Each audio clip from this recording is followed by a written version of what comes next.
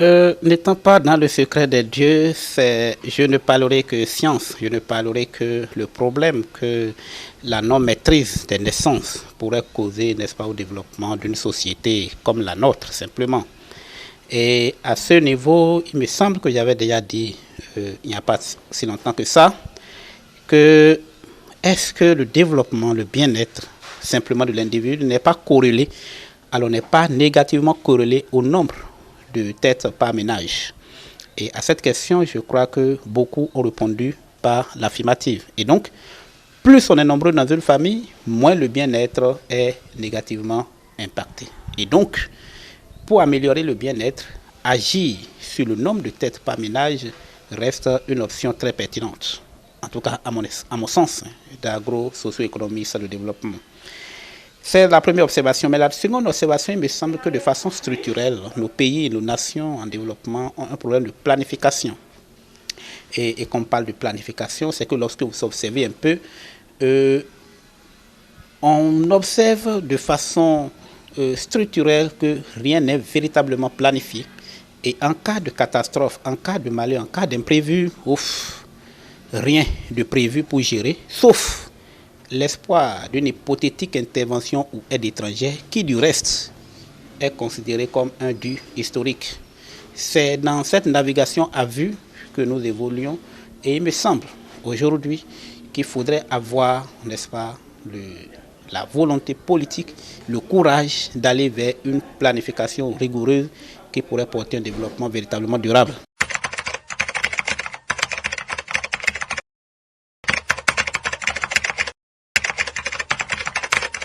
C'est véritablement amener toutes les parties prenantes, tous les ménages et tous les acteurs au développement tout court à aller de façon éclairée vers le nombre d'individus qui voudraient avoir par ménage, notamment ceux qui s'engagent pour une procréation. Et donc, je crois que ce faisant, on aurait une idée claire de là où on va, de la maîtrise, n'est-ce pas, de tout ce qui est document de planification, parce qu'une politique nationale mal montée met à mal, mitige tous les efforts de développement consentis par quelle que soit la qualité des technocrates que vous avez à la tête d'une nation.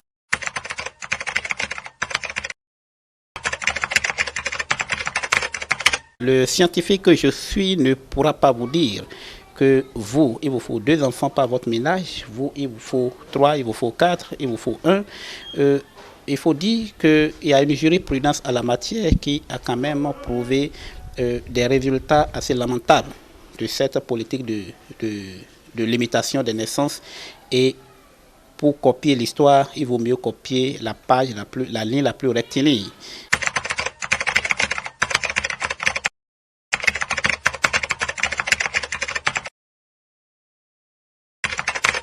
Je vais citer par exemple le cas de la Chine qui aujourd'hui est pratiquement au regret, où la population vieillissante, difficilement renouvelable, et le cas d'autres nations comme les pays d'Amérique latine où mais c'est des stérilisations forcées avec tout son corollaire de, de, de maladies que traînent notamment les femmes.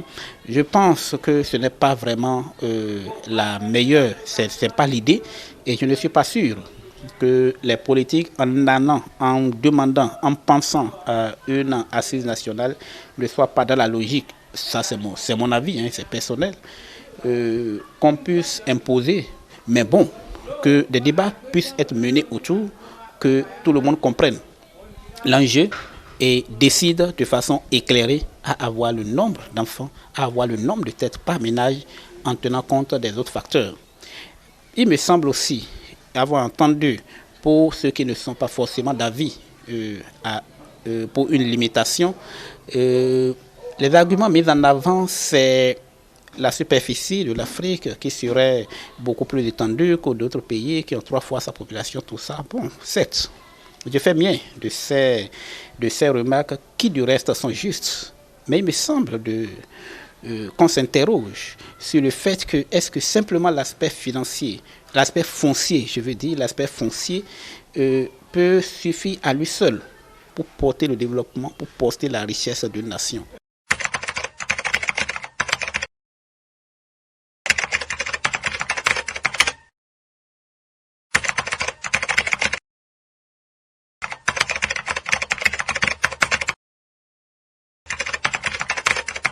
À ce niveau, je ne sais pas si on aura le temps de faire le débat, mais lorsque vous rentrez dans les statistiques, vous voyez quand même qu'au Nigeria, hein, vous parlez de 200 millions d'habitants, oui, bon, les statistiques les plus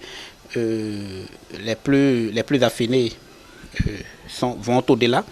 Mais vous savez quand même qu'au Nigeria, à côté simplement, 78% de la population vit avec moins d'$1 par jour. Pour ça, c'est aussi des réalités, avec des bidonvilles, avec des conditions de vie extrêmement précaires pour plus de 3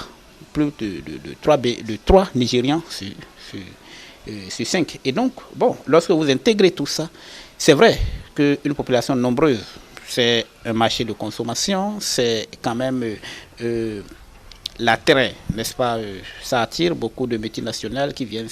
Encore qu'il faudrait avoir les moyens de véritablement consommer pour tourner une économie, pour asseoir un développement véritablement durable. Il faut dire quand même qu'il faut jouer sur les deux aspects, sur les deux faces de la médaille et trouver le bon équilibre pour véritablement amorcer le chemin de développement.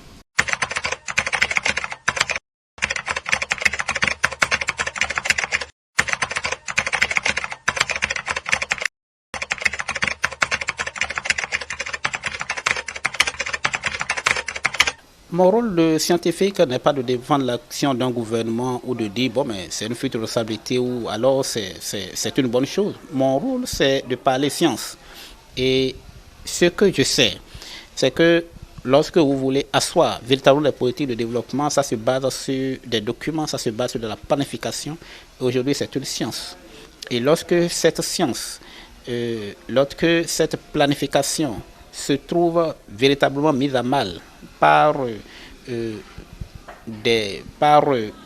croissance démographique véritablement incontrôlée, il me semble qu'on peut s'interroger, qu'on peut se demander à tout le monde de s'asseoir pour voir quelles sont les meilleures options possibles pour aller vers le développement. Et l'option, à mon avis, ça c'est un avis personnel, parce que ce n'est pas mon rôle de défendre l'action d'un gouvernement, l'action, à mon avis, discutons et voyons quelles sont les meilleures options, me semble une option pertinente. Alors les décisions qui s'en suivront, on appréciera. Mais l'option de discuter sur qu'est-ce qu'il faut faire pour maîtriser les naissances, pour pour que les documents